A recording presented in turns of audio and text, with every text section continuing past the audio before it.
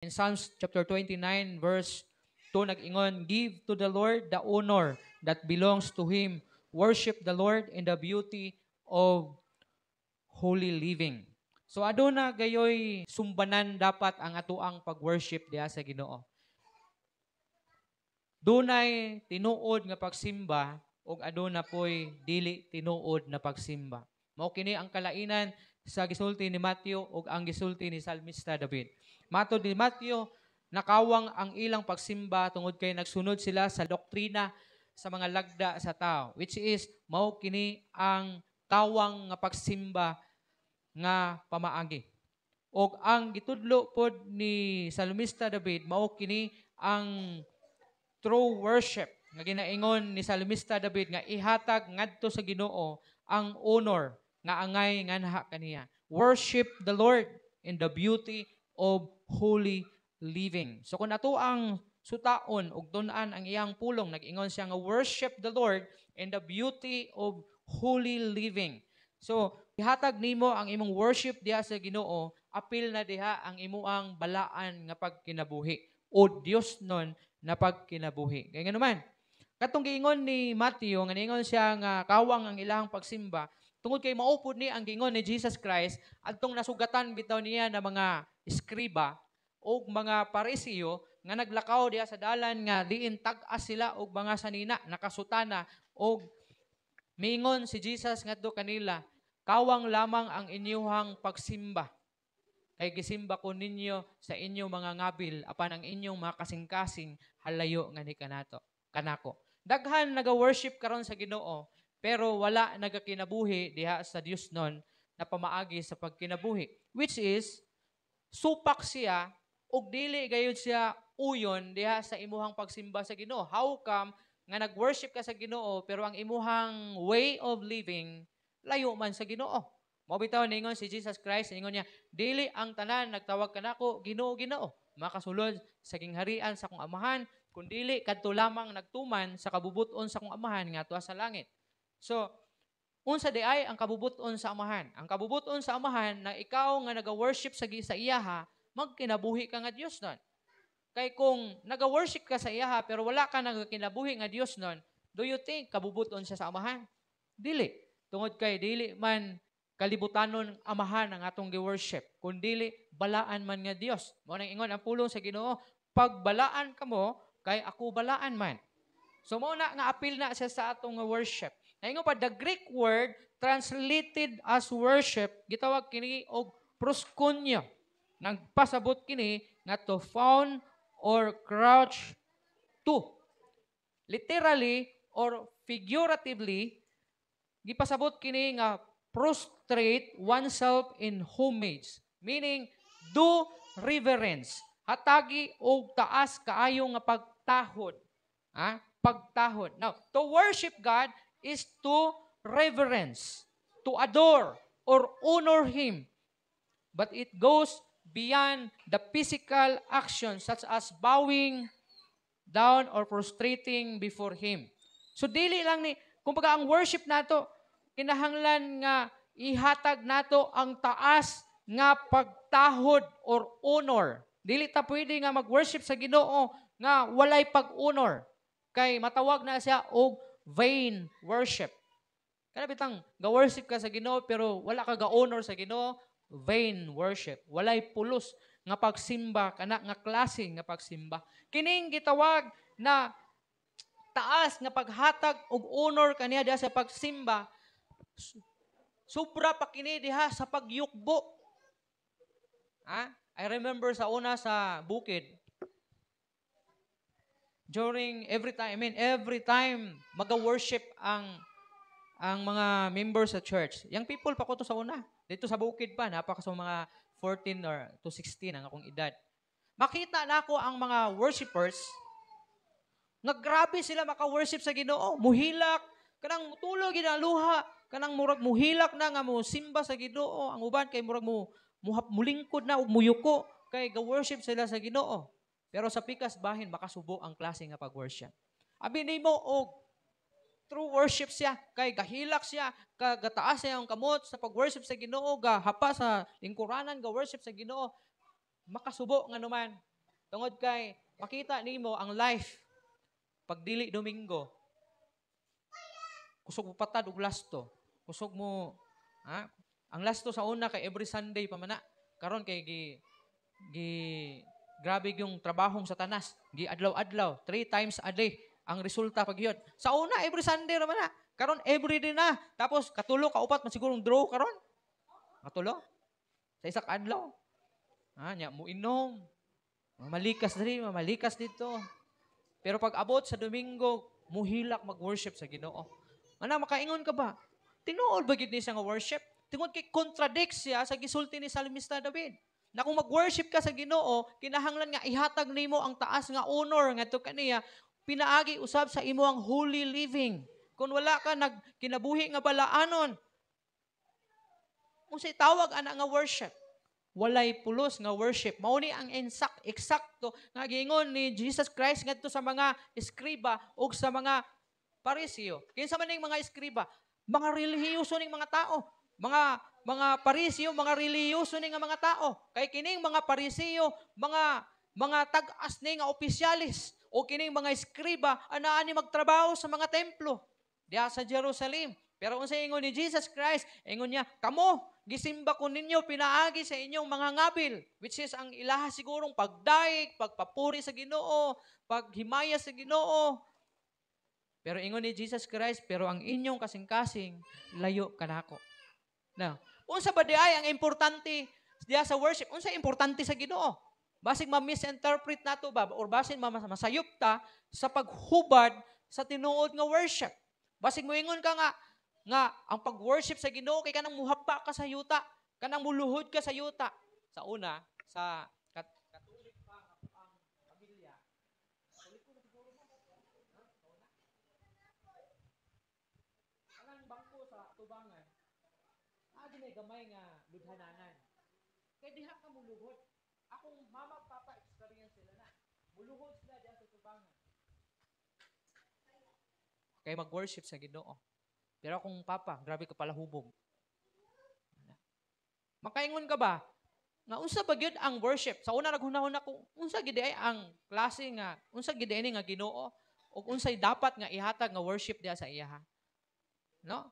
Kay naghunahuna ta nga ang pagyukbo, ang paghapa is mao na siyang pinakataas nga worship sa Ginoo, pero dili di ay, kundi ang imuhang porma sa imong kasing-kasing. Mag-unsa man ang maghapa ka, o magtindog ka, o magtaas ka og kamot, o muhilak ka, pero imong heart nimo wala day ka worship sa Ginoo.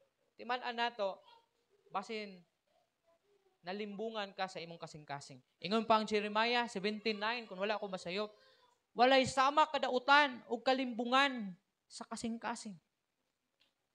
Subot pa sabot, pwede ta muhilak, pero dili na tinuod nga gikan sa imong heart. Kung dili nadala ka lang sa imong emotion. For example, mga artista. Anong muhilak man na sila? Labi na kung drama. Aprehanin, Jericho Rosales, John Lloyd Cruz, Piolo Pascual, kanang mga kuyaw pahilako ng mga aktor, kanang mga babae nga kuyaw kay pahilako na muhilak, dagko jud kay luha sa ilang mga mata nila. Giyon sa man nila. Kung ina nga gikan gito sa heart nga siguro ay lain pog maghunahuna sila nga ilang gi-imagine nga namatay ilang mama mong nihilak sila.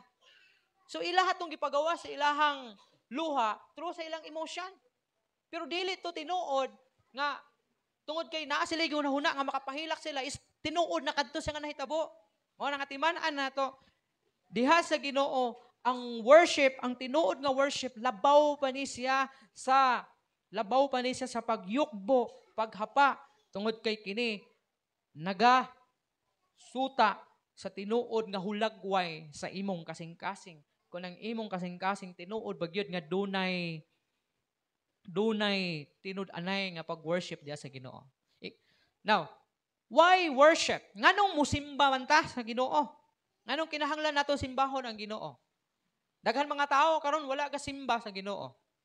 Pero kabalo sila nga adunay Ginoo. Now, nganong kinahanglan mo simba man ta sa Ginoo? Why? Because God created us for Himself. Gihimo ko sa Ginoo para sa iyang kaugalingon. He created us for His pleasure, para sa iyahang katagbawan. So we should worship Him. Ha? Tungod kay ang Ginoo wala lang sa nag-exist para lang i-provide ang atong gikinahanglan. But He created us to worship Him. Basig ang atong mangungunahuna nga ang Ginoo is ang ihalang role sa atong kinabuhi is mag-provide sa atong gikinahanglan. Kay mao man isang kasagadgod nga ginahimo sa mga tao. Kanus na mahinumdom sa Ginoo? Pag way kwarta, pag naay balatian, pag daghan og utang, pag daghag bayronon. Dito pa mahinumdom sa Ginoo. Pag naay bagyo, pag naay linog, dito pa mahinumdom sa Ginoo. Naghuna-huna sila na ang papel sa Ginoo is magtabang lang, mag-provide lang. Pero nahikalimot sila nga gihimo ka sa Ginoo, gihimo ta sa Ginoo para simbahon nato siya. Para i-worship nato siya. So we should worship Him. Ingon pa, what is important is how we worship Him. Mao na siya ang labing importante. Another one. Unsa bagyod ang tinuod nga worship? Sama sa akong gisgutan ganina. True worship is with the heart, not just in form. Unsa ang tinuod nga worship? Ang tinuod nga worship is naa sa imong kasing-kasing. Dili sa imuhang porma.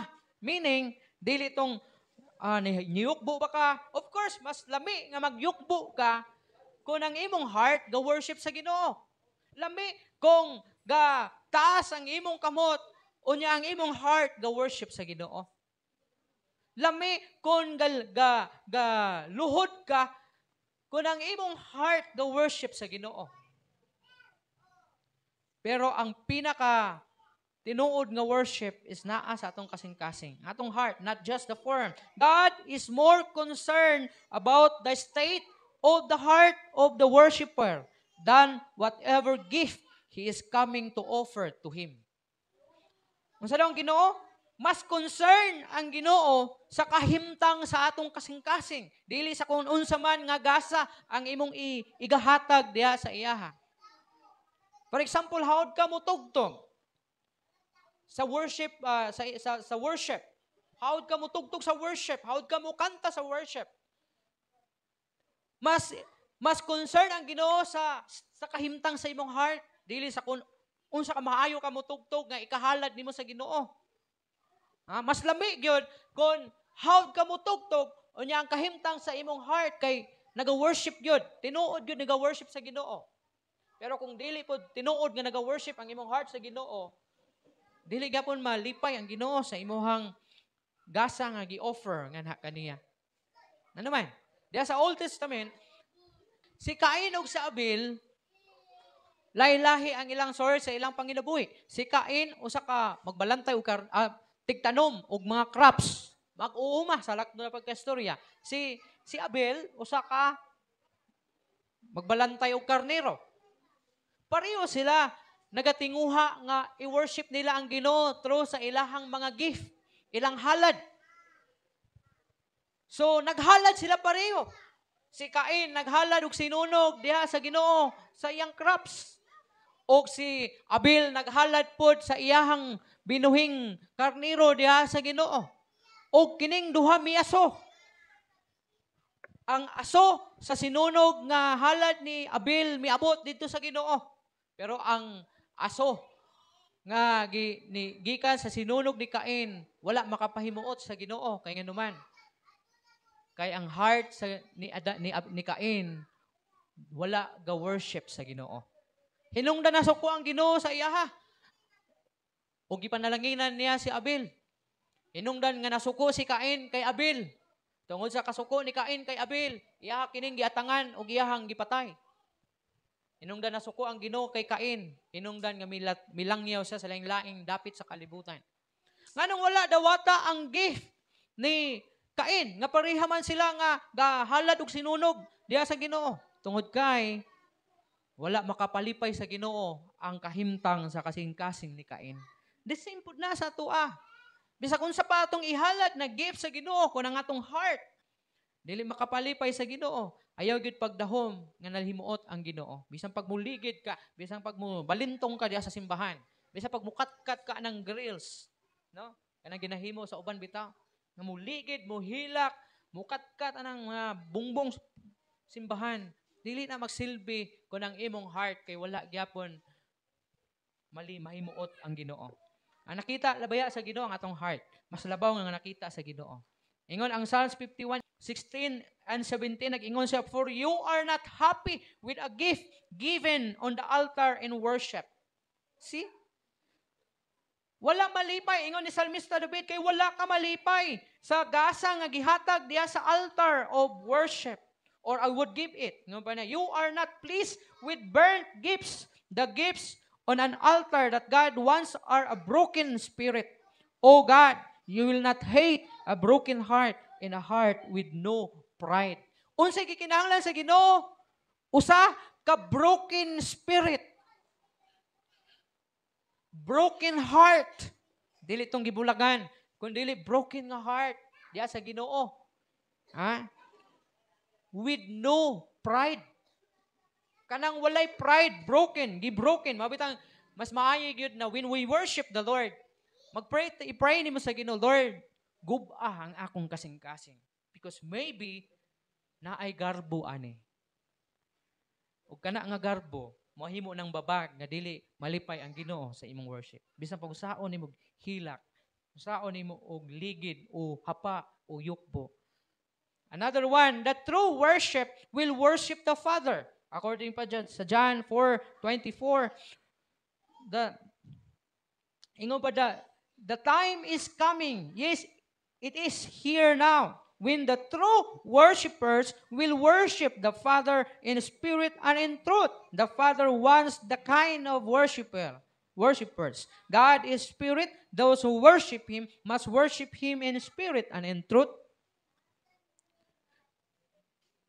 Karon ang panahon ug miabot na, ingon niya. Ang tinuod nga magsimba samahan diya sa espiritu ug sa kamatuoran. The Father wants the kind of worshipers. God is spirit, and those who worship Him must worship Him in spirit and in truth. So kinahanglan atoa gayud na simbahon ang Ginoo diha sa espiritu ug sa kamatuoran. The truthfulness of our heart atong ihatag ug ipakita diha sa Ginoo. And katapusan, let's give God the glory and worship He deserves.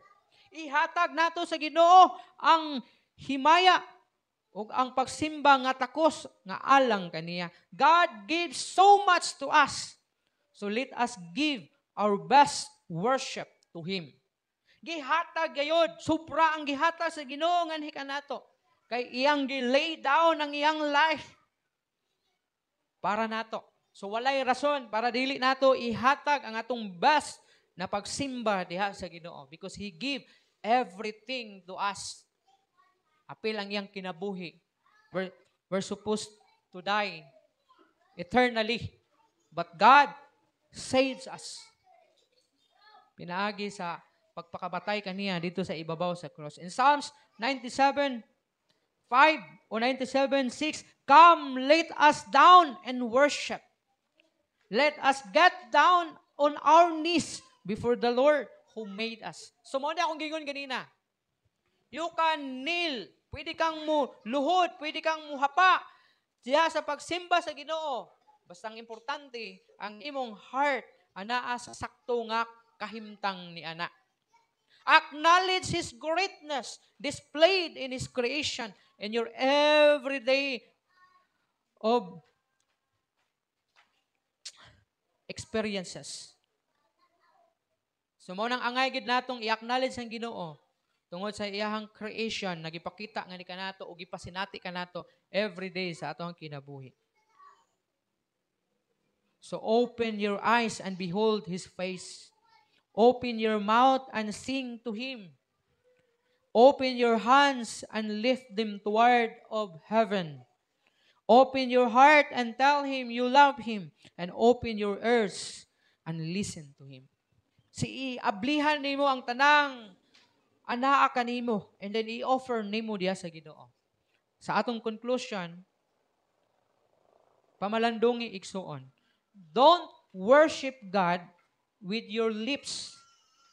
while your heart is far from Him. Ayaw simbaha ang Ginoo sa imong mga ngabil, samtang ang imong kasing-kasing layo kaayo sa iya. Tungod kay dili gyapon malipay ang Ginoo. Don't worship Him in hypocrisy, but in sincerity. Ayaw simbaha ang Ginoo diha sa pagpakaaron ingnon, apan diha sa pagkasinsiro. Tungod kay ang tawag ni Jesus atong mga pariseo ug eskriba ngayang nasugatan, mga tigpakaaron ingnon, you hypocrites, you worship me by your lips, but your heart is far from me. Mao ni ang gingon sa mga pariseo ug eskriba. Kinsa man mga tawhan na mga relihiyoso na mga tao. They are very religious people.